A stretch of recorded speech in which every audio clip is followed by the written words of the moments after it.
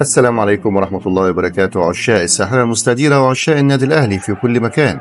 لو أنت أول مرة تشاهدنا ما تنساش تشترك بالقناة وتفعل زر الجرس ليصلك كل جديد.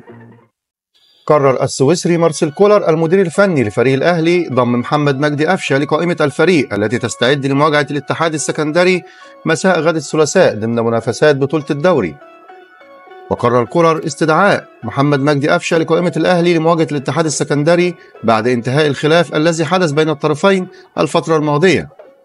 كما قرر كولر استبعاد الثلاثي المحترف علي معلول وبيرسي تاو واليو ديانج من قائمة الفريق أمام الاتحاد السكندري.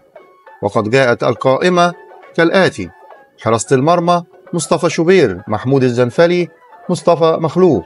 خط الدفاع محمد هاني، عمر كمال، محمد عبد المنعم، رامي ربيعة، محمود متولي.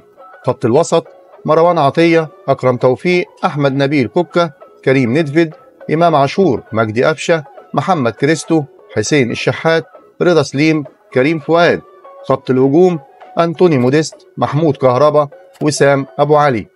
بالتوفيق للمارد الأحمر، والسلام عليكم ورحمة الله وبركاته.